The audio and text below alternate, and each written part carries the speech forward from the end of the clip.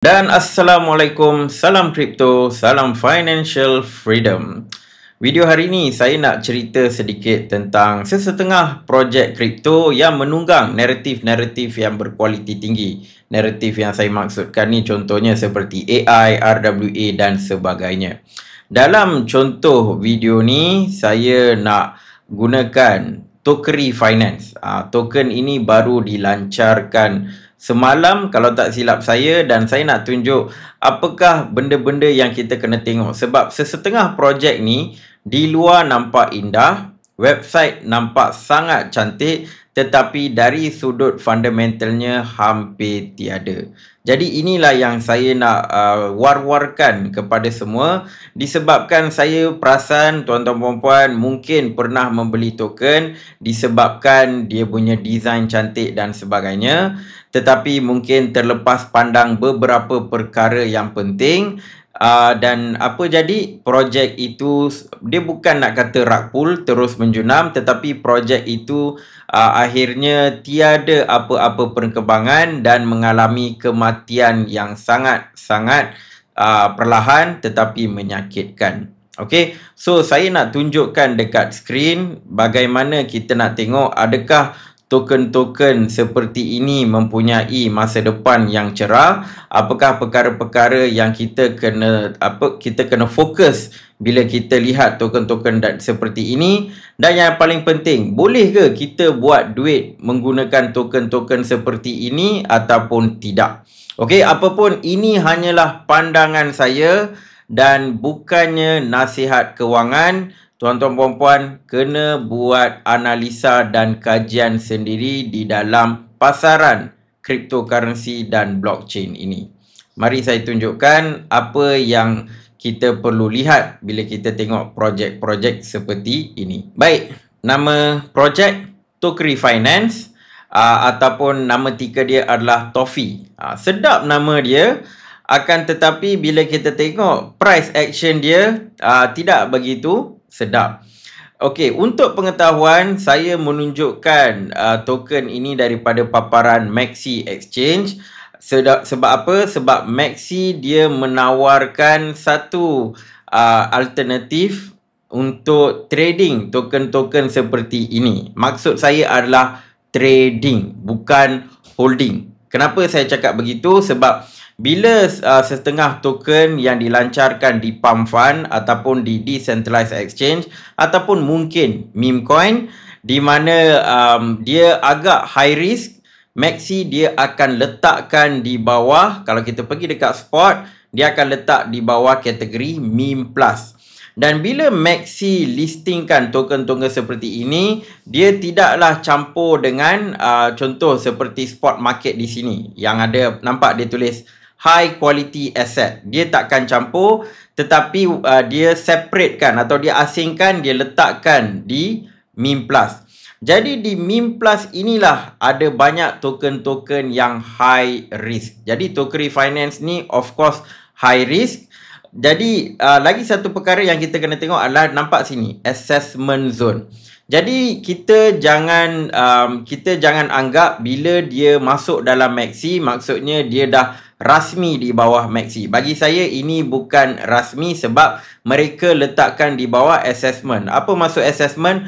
Percubaan. Jadi selalunya mereka akan bagi tempoh 30 hari. 30 hari Maxi akan tengok adakah token ini betul-betul mempunyai holders yang banyak, community yang solid, dan mereka boleh kekalkan volume. Kalau mereka boleh kekalkan volume atau naikkan lagi volume dalam masa 30 hari, maksudnya sudah mendapat konsensus daripada komuniti kripto bahawa token ini mempunyai nilai yang tersendiri. Tak kiralah dia berada di dalam kategori meme coin, AI, DeFi dan sebagainya. Jadi kita tengok dulu apa projek ni. Okey. So untuk pengetahuan, nama dia Tokery Finance, dan kalau kita pergi dekat website ini pandangan saya punya review sangat padu. Website saya boleh katakan dari sudut front end design, dia punya paparan memang sangat cantik, memang bagus. Okey, segala serba-serbi yang mana diperlukan untuk menceritakan tentang projek RWA Kerana apa? Kerana dia menunggang RWA punya naratif. Jadi RWA punya naratif kita boleh tahu design dia macam black and white, okey, hitam dan putih, dan dia nampak sedikit elite. Dia nampak sedikit elite. Dia tidaklah terlalu macam terlampau fokus terhadap teknologi punya design, tetapi dia lebih kepada elite punya design. Selalunya hitam dan putih. Jadi kalau kita tengok ada nampak Wall Street design memang cantik, dan sudah tentu dia ada FAQ. Jadi dari sudut website memang nampak cantik. Okey, kontak. Akan tetapi kita kena lihat ada banyak website-website yang begini di pasaran sekarang. Yang kita kena tengok apakah fungsi yang dia tawarkan bila kita masuk ke dalam website ini. Jadi yang pertama, bila kita tekan Tokery Vault, dia terus bawa ke Get in Touch. Ini adalah red flag. Kalau tanya saya, ini adalah red flag. Sebab apa? Kita nak guna. Maksudnya kalau kita ambil the spirit of decentralization dalam bahasa Inggeris, kan, maksudnya kita dah bila guna, kita nampak okey, dia berhubung dengan blockchain mana, macam mana nak guna dia, adakah dia mempunyai smart contract dan sebagainya. Projek ini tiada smart contract dan sebagainya. Dia hanyalah buat paparan website. Itu saja. Dari sudut back end, saya tak rasa ada apa-apalah. Okey, dan lagi satu, dia akan ada link Telegram, dia akan buat documentation. Benda ni semua senang untuk kita buat. Okey, so itu adalah red flag yang saya jumpa, dan kadang-kadang token macam ni kita tak perlu terlampau in detail. Dia kata AI powered tokenizer bot pun tak nampak dekat mana. Okey, sekarang ni kita nak tengok about us, siapa founder dan sebagainya. Tak ada, tapi dia ada ni lah, dia ada apa benda ni, Adnan Gajan, co-founder.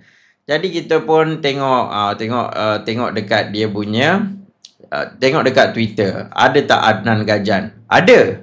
Akan tetapi dia baru join Twitter pada April 2025. Memang kita tak tahu apa dia punya sejarah. Sebelum ni dia dari mana. Tetapi dekat description dia letak former LGUS, LG Electronic.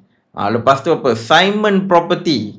Dia letak dekat sini, tetapi kita tak boleh nak verify. Sebab apa? Selalunya bila kita cerita tentang founder kripto ni, kita kena cross check di LinkedIn. Bila buka LinkedIn, tak ada. Bila saya search Adnan Gajan, okey, tak ada. Memang tak ada.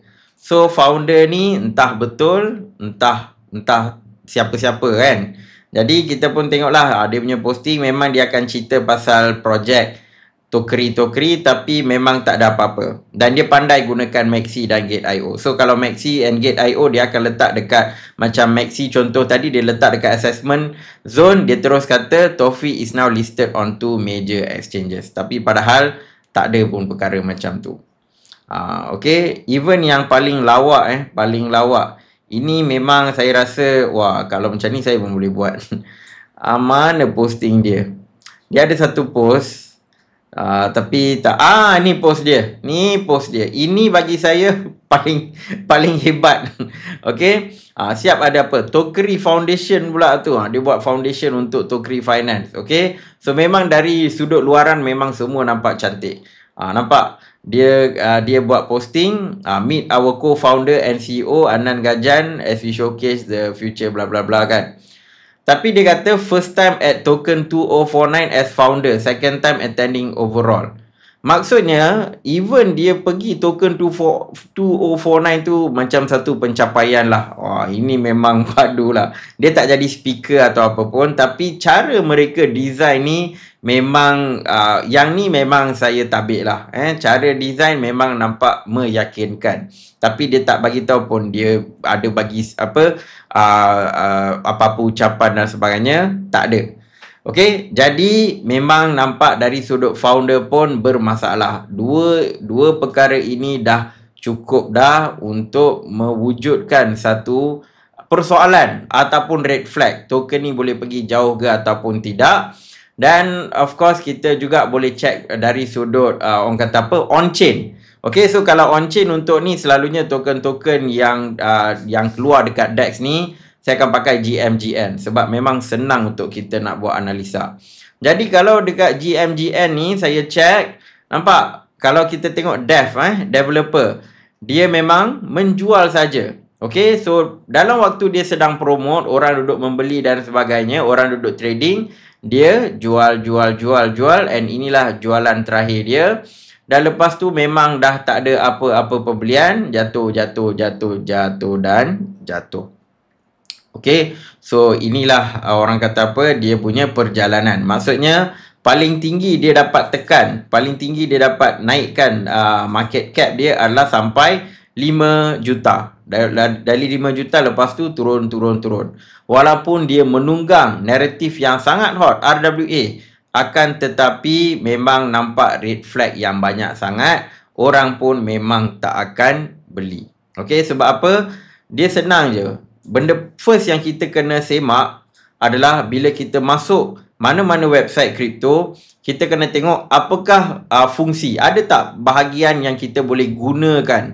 Kalau tak ada apa-apa bahagian yang kita boleh gunakan, hanya sekadar laman web, memang tak boleh go. Ini bukan zaman ICO tahun 2016-2017 di mana kalau dah ada website pun cukup untuk meyakinkan orang untuk melabur. Zaman sekarang memang kalau nampak website cantik tapi kalau tak boleh nak gunakan apa-apa features dalam website ni, memang dia tak boleh nak pergi jauh. Dan inilah yang kita nampak melalui carta. Maksudnya dia pump setakat ni, lepas tu dia turun.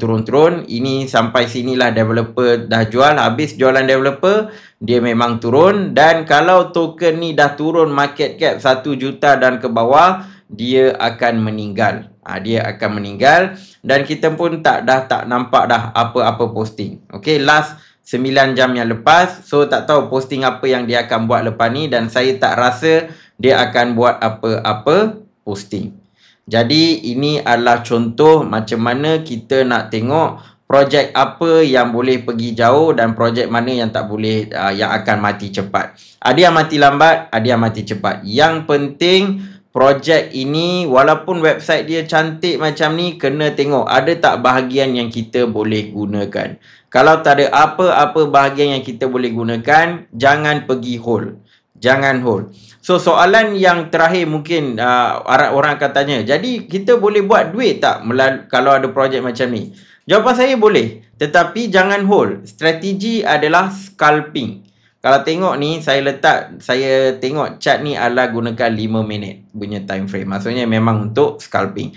Sebab kalau kita cerita tentang scalping, yes, kita boleh buat duit dengan syarat kita kena pandai technical analysis. Sebab apa? Sebab dia ada volatility yang cantik.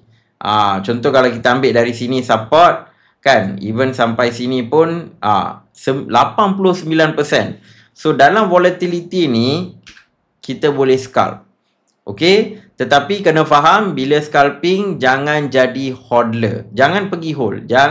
Maksudnya kita kena tahu risk management, kita kena tahu stop and loss dan sebagainya. Okay, so token-token macam ni bila contoh masuk maxi meme, kan, bila ada volume yang tinggi, tak ada masalah untuk scalping, tapi jangan hold. Itu saja. Okay, dan kalau scalping, make sure tahu risk management dan juga seperti biasa gunakan duit yang kita sanggup hilang. Kalau dua syarat ni tak ada, jangan sentuh.